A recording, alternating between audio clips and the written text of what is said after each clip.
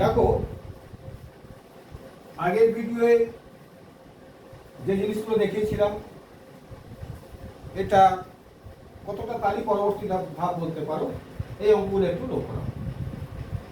আমি তোমাদের আগে বলে দিয়েছি যে সাধারণত এই সময়টাকে বছরে এবং এই সুদটাকে টাকায় করার চেষ্টা করো, বললে অঙ্কটা ইজি হয়ে যাবে। বলছে যদি 292 টাকার একদিনের সুদ 5 পয়সা হয়, খেয়াল করো একদিনের সুদ 5 পয়সা, তাহলে বার্ষিক শতকরা সুদের হার কত?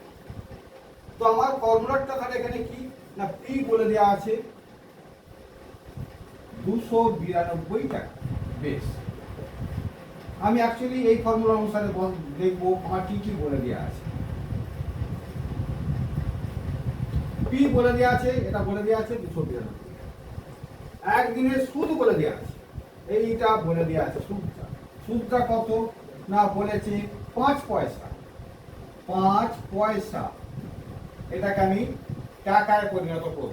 আমি বলেছি সুদের ক্ষেত্রে আসলের ক্ষেত্রে যদি পয়সা থাকে সবসময় টাকায় নিয়ে চলে যাবে, আর সময়ের ক্ষেত্রে যদি মাসে বা দিনে থাকে সেটাকেও বছরে নিয়ে চলে যাবে। তাহলে অঙ্কটা একটা ছকে চলে আসবে এবং দ্রুত সমাধান হয়ে যাবে। যদি একটাকে টাকায় রেখেছো আর একটাকে পয়সায় রেখেছো কিন্তু গড়বড় হয়ে যাবে, অঙ্কটা ভুল হয়ে যাবে, অনেক ক্ষেত্রে এটা ভুলটা করে থাকে।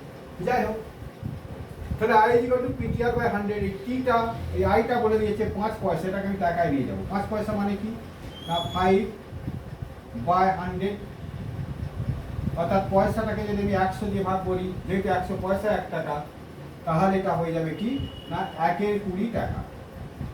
ক্লিয়ার? তাহলে এইটার জায়গায় আমি আইটার জায়গায় আমি বসাতে পারি, আইটা হচ্ছে 1-20 টাকা আমি পেয়ে গেলাম। আই হচ্ছে 1-20 টাকা, এটা পেয়ে গেলাম। আটটা এইটা পেয়ে গেল। এবার কি বলেছে না সময়টা বলেছে একদিন, অর্থাৎ টিটা বলেছে, তাহলে এখানে লিখে রাখি P is equal two I is equal two 1/20, এটা মুছে দিলাম। I is equal two 1/20। সময়টা বলেছে টি, একদিন, একদিন মানে কত বছর না 365 দিয়ে ভাগ করতে হবে, যেহেতু 365 দিনে 1 বছর, তাহলে 1/365 বছর হয়ে গেল, এত বছর। আমি এখন এখানে থেকে রেখেছি 1/365। তাহলে এইটা জানা হয়ে গেল, এটা জানা হয়ে গেল, এটা জানা হয়ে গেল, আমাকে বার করতে হবে এইটা। তাহলে আমি বসিয়ে দিই 1/20 or 1/20 is equal to টি এর মান বসিয়ে দিই 292 ইন্টু টি এর মান 1/365 ইন্টু আর এর মান কত বসাচ্ছি জানি না, অর্থাৎ আর, এটা আমাকে বার করতে হবে বাই 100। দেখো তোমাদের আমি বলেছিলাম যে ওপরে যদি ভগ্নাংশ থাকে এইটার সঙ্গে এই উপরগুলো কাটাকুটি যাবে, আর এই উপরে যেগুলো থাকবে সেগুলোর সঙ্গে নিচেরগুলো কাটাকাটি। আবার এই ভগ্নাংশটাকে আমি নিচে নামিয়ে আনতে পারি। তো আগের অঙ্কে আমি এই ভগ্নাংশটাকে এখানে রেখে কাটাকুটি করি। আচ্ছা, এইটা তোমাদের নিচে নামিয়ে দেখাচ্ছি। তাহলে 1/365 রেজাল্ট একই হবে। 1টা রাখলাম ইন্টু আর, এই 365টাকে এইখানে নিয়ে চলে 1/365। এবার আমি কাটাকুটি, এই আগে 8টা সাজিয়ে দিই। তাহলে আর ইজ ইকুয়াল টু কত হচ্ছে, আর ইজ ইকুয়াল টু এটা ইন্টু এইটা, অর্থাৎ 100 ইন্টু 365, 100 ইন্টু 365 এখানে চলে গেল, এটা চলে গেল 292 এখানে জিনিস এখানে চলে এলো, এখানে জিনিস এখানে চলে এলো। 8টা যেহেতু উপরে আছে তাহলে আর ইজ ইকুয়াল টু এটা লেখা। বর্জ্য গুণনের সময় যদি এইভাবে সাজিয়ে লিখতে পারো, উপরের জিনিস নিচে চলে আসবে, নিচের জিনিস উপরে চলে যাবে। এটা উপরে আছে তাহলে এটা ইজ ইকুয়াল টু হয়ে যাবে কি না এই উপরের জিনিস উপরে রয়ে গেল, নিচের জিনিস নিচে রয়ে গেল, আর যেহেতু উপরে আছে আর ইজ ইকুয়াল টু এইটা। যদি আর নিচে থাকতো এটা উল্টে, কেমন? অর্থাৎ যদি আর নিচে থাকতো তাহলে এই দুটো গুণ করার পর এটা উল্টে দিলি আর এর মান। আচ্ছা, এখানে আর ইজ ইকুয়াল টু, তাহলে আমি কাটাকাটি করি 5 4 5, তার মানে 25/4, অর্থাৎ 6 পূর্ণ 1/4%। অর্থাৎ যদি 292 টাকার একদিনে সুদ 5 পয়সা হয় তাহলে বার্ষিক শতকরা সুদের হার 6 পূর্ণ 1/4% হয়ে গেল। চলে এসো পরের অঙ্ক।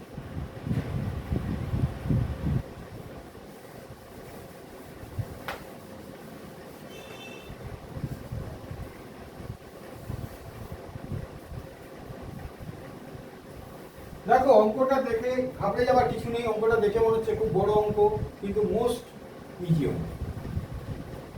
বলছে জনৈক ব্যক্তি তার সঞ্চয়ের 10,000 টাকা দুটো আলাদা ব্যাংকে ভাগ করে একই সময় জমা দিয়েছে। ধরো দুটো ব্যাংক, একটা এ ব্যাংক একটা বি।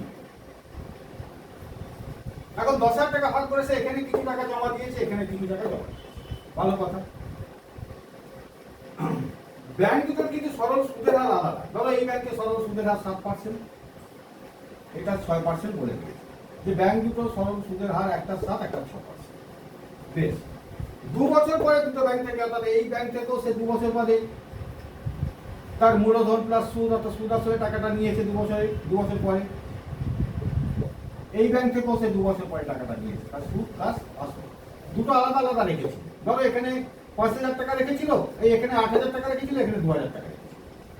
এখানে 7% হারে 8,000 টাকা সুদটা নিয়েছে প্লাস 8,000 টাকা নিয়েছে 2 বছর পরে, তাহলে একটা টাকা সে পেয়েছে। এখানেও তাই, যে 2,000 টাকা রেখেছিল সেই 2,000 টাকা নিয়েছে প্লাস তার সুদটা নিয়েছে, অর্থাৎ সুদে আসলে সে নিয়েছে, এখানেও নিয়েছে। এই দুটো সবিক দ্বিগুণ মিলে, না সবিক দ্বিগুণের প্রশ্ন না, বলতে শুধু সুদ, এখানে বলতে সুদ, অর্থাৎ এই ব্যাংক থেকে সে 2 বছর পরে যে সুদটা নিয়েছে, আমি ভুল বলছিলাম, সবিক দ্বিগুণ বলছিলাম না। এই ব্যাংক থেকে 7% হারে সে 2 বছর পরে যে সুদটা নিয়েছে, এই ব্যাংক থেকে 6% হারে যে 2 বছর পরে যে সুদটা নিয়েছে, এই দুটো যোগফল আমাকে বলে দিয়েছে একটা টাকা। তাহলে কোন ব্যাংক থেকে কোন ব্যাংকে সে কত টাকা রেখেছিল, অর্থাৎ এই মূলধন যে 10,000 টাকা, সেটা কোন ব্যাংকে সে আলাদাভাবে, আমি যেটা মুখে মুখে বলে দিলাম যে এটা 8,000 টাকা রেখেছিল বোধহয়, এটা 2,000 টাকা, না সে একটা টাকা রেখেছিল, সেটা আমাকে বার করতে হবে। বেশ, তাহলে দুটো ব্যাংকে আমাকে সুদটা বার করতে হবে, একটা 6% ইন্টারেস্ট, একটা 7% ইন্টারেস্ট। কেমন? তাহলে দেখো, ধরি একটি ব্যাংকে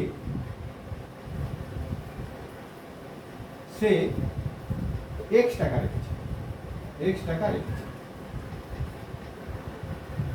তাহলে অন্য ব্যাংকে সে কত রেখেছিল? অন্য ব্যাংকে রেখেছিল 10,000 মাইনাস x টাকা। মোট টাকা যেহেতু তার 10,000, একটা ব্যাংকে যদি সে x টাকা রাখে, তাহলে আরেকটা ব্যাংকে সে 10,000 মাইনাস x টাকা রেখেছে। পরিষ্কার কথা। এবার দেখবো এই দুটো ব্যাংকে সে সুদ কত পেয়েছে। ধরো এই যেটা x টাকা রেখেছিল, ধরি যেটা x টাকা রেখেছিল তার সুদের হার 7, তাহলে সেখান থেকে সে সুদ কত পাবে? না x, i = x, এই টাকা রেখেছিল, সুদের হার 7, আর সুদের পার্সেন্টেজ কত হচ্ছে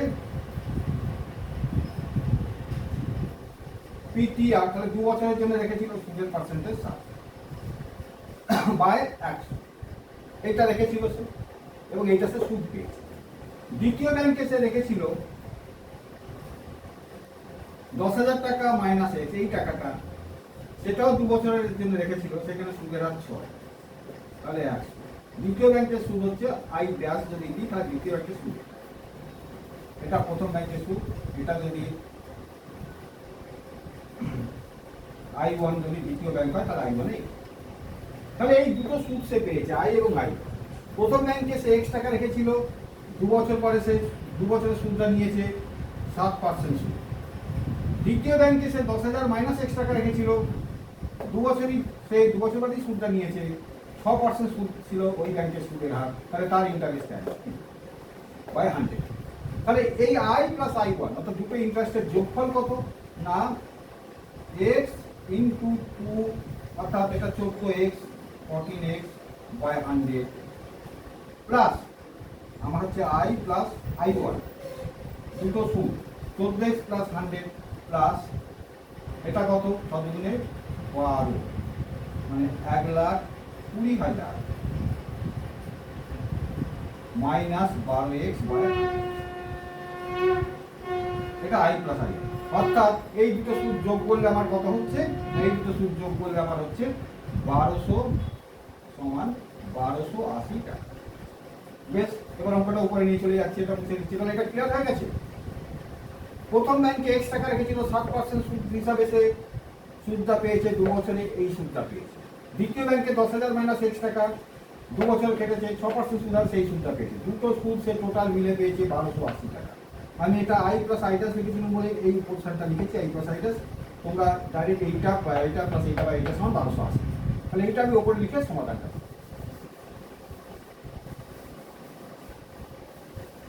তাহলে আমার জিনিসটা দাঁড়ালো, জিনিসটা কি দাঁড়ালো, और আমি আর এটা আই প্লাস আইটাসটা লিখছি, আমার দাঁড়ালো 14x by 100 plus 1,20,000 minus 12x by 100 is equal to 1280 और 14x माइनस 12x और 2x इज इक्वल टू 12 এটা 100 বসানো হবে, এটা চলে যাবে 12 80 দুটো শূন্য মানে 1,28,000, এইটা ওদিকে চলে যাবে মাইনাস 1,20,000 বা x is equal to 8,000 by 2 সমান 4,000।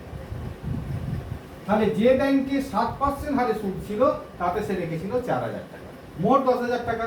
তাহলে যে ব্যাংকে 6% হারে সুদ ছিল তাতে সে রেখেছিল 6% সুদ যাতে ছিল তাতে সে রেখেছিল কত, 6% সুদের হারে সে রেখেছিল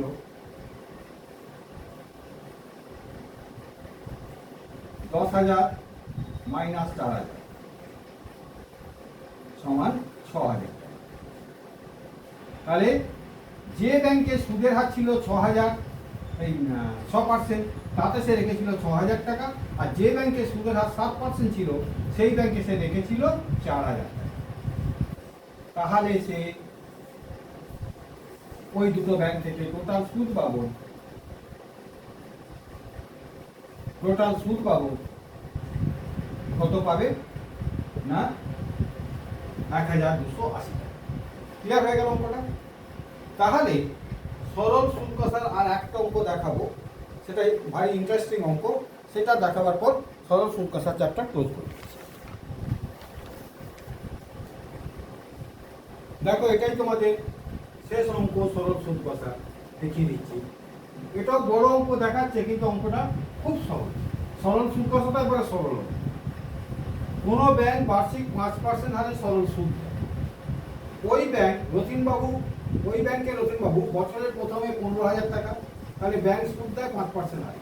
প্রথমে 15,000 টাকা জমা দেওয়ার 3 মাস পরে আবার 3,000 টাকা তিনি তুলে নিয়েছে, এবং টাকা তুলে নেওয়ার 3 মাস পরে আবার 8,000 টাকা জমা দিয়েছে।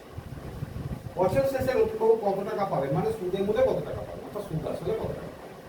তাহলে টাকা তোলা এবং জমা দেওয়ার ক্ষেত্রে কিছুটা কমপ্লিকেশন, জটিলতা সৃষ্টি হয়েছে। দেখো মনে করো এটা 1 বছর। এখন রতিনবাবু ব্যাংকের সুদের হার আমার জানা আছে 5%, এটা হচ্ছে আর ইজ ইকুয়াল টু 5% আমার জানা আছে। এই সুদের হারে রতিনবাবু প্রথমে বছরের শুরুতে 15,000 টাকা জমা দিয়েছিল। বেশ, 15,000 টাকা জমা দিয়েছে। 3 মাস গেছে, তাহলে এখানে 3 মাস গেছে। 3 মাস মানে কত? 3 মাস মানে 1/4 বছর। 3 মাসকে 12 দিয়ে ভাগ করে 1/4 বছর। এখানে ও করেছে কি 3,000 টাকা তুলে নিয়েছে, উল্টো করে নিয়েছে 3,000 টাকা। আরো 3 মাস পরে, অর্থাৎ আবার 1/4 বছর পরে সে করেছে কি 8,000 টাকা জমা দিয়েছে। 8,000 টাকা জমা দিয়েছে। তাহলে এই যে ইয়ার এন্ডিং হলো, এখানে সে সবৃদ্ধি মূল বা সুদে আসলে কত পায়, সবৃদ্ধি মূল অনেক কত পায়। তাহলে দেখো কতগুলো কেস ঘটেছে। 15,000 টাকা কিন্তু সারা বছর খাটে, 3,000 টাকা তুলে নিয়েছে, অর্থাৎ এইখানে গিয়ে তার টাকাটা ক্যাপিটালটা দাঁড়িয়েছে 12,000 টাকা। 3,000 টাকা তুলে নিয়েছে, তাহলে এইখানটা তার ক্যাপিটালটা দাঁড়িয়েছে 12,000 টাকা।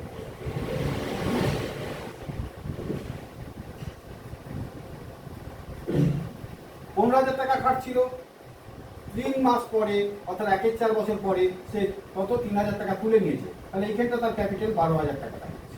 এই 12,000 টাকা আবার খাটছে, খাটতে আবার 3 মাস পরে মানে 1/4 বছর পরে সে ওর সঙ্গে আরো 8,000 টাকা যোগ করেছে, কারণ এই জায়গাটা এসে তার টাকা খাটছে 20,000 টাকা,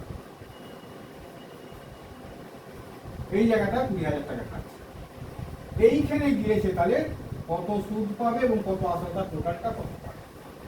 এখানে তাহলে দেখো 3 মাস 3 মাস 6 মাসের মাথায় সে 8,000 টাকা যোগ করেছে, তাহলে এই 20,000 টাকাটা খেটেছে কত না, 20,000 টাকাটা খেটেছে 6 মাস, 3 3 6 6 6 12, 6 মাস খেটেছে মানে আমার কত না হাফ বছর।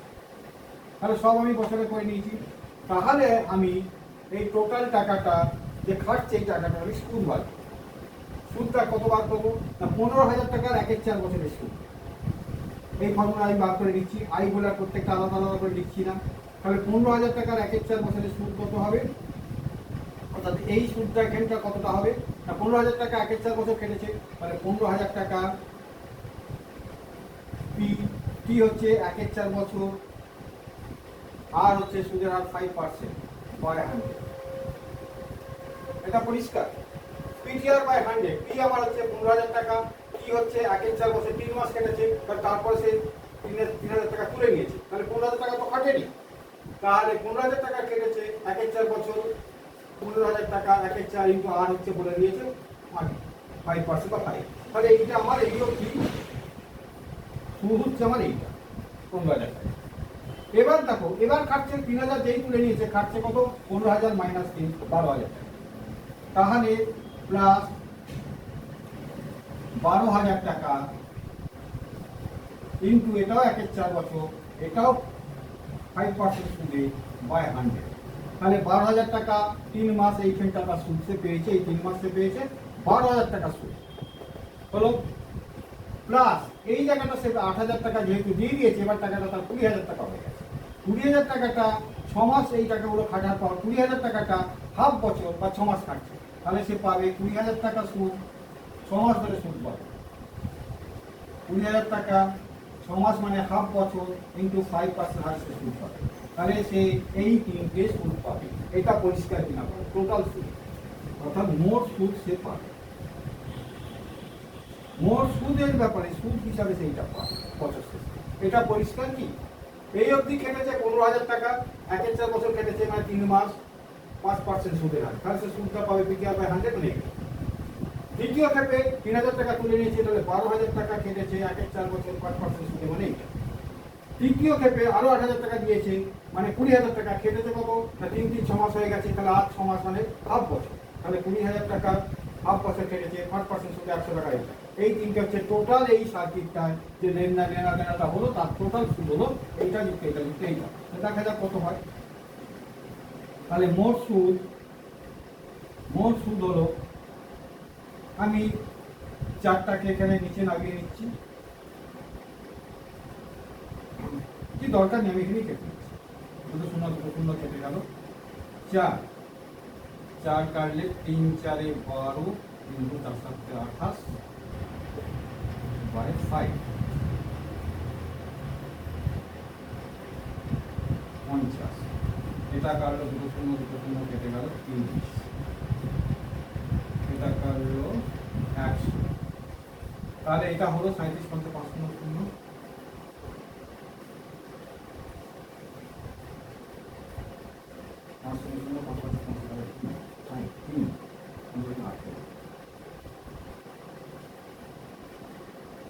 প্লাস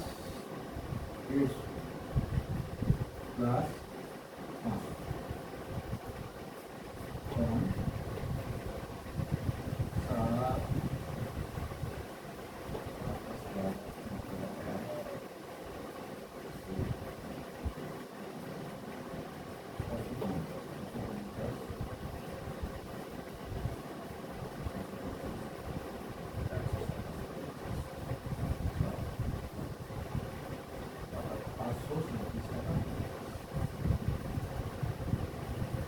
তাহলে মোট সুদ আমি পেলাম 837 টাকা 50 পয়সা। এই টোটাল ব্যাংকের সঙ্গে লেনাদেনা সম্পর্কে বছর শেষে আমার সুদ হলো এটা।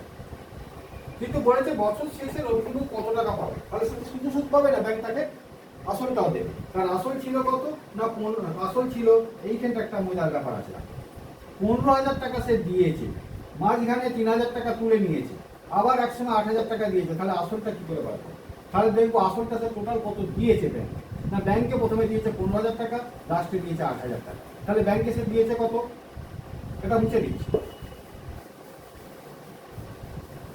এটা আমার মোট সুদ বেরিয়ে গেছে, এটা আমি দেখে দিই। তাহলে ব্যাংকে দিয়েছে মোট দিয়েছে কত? 15,000 প্লাস 8,000। তাহলে ব্যাংকে সে মোট জমা দিয়েছে 30,000 টাকা। ব্যাংকে মোট জমা দিয়েছে 15 আর 23,000 টাকা। তার মধ্যে সে একবারই তুলেছে 3,000 টাকা। তাহলে ব্যাংকে তার খেটেছে তার আসল টাকাটা হলো কত? ব্যাংকে 23,000 মাইনাস 3,000 সমান 20,000 টাকা। এটা হলো তার আসল। ব্যাংকে সে দিয়েছিল মোট 23,000 টাকা, মাঝখানে 3,000 টাকা তুলে নিয়েছে। তাহলে ব্যাংকে তার 20,000 টাকা আসল জমা ছিল। তাহলে এই 20,000 টাকা তার হচ্ছে আসল, আর এইটা তার সুদ। তাহলে এই দুটো যোগ করে দিই, অর্থাৎ সে ব্যাংক বছর শেষে পাবে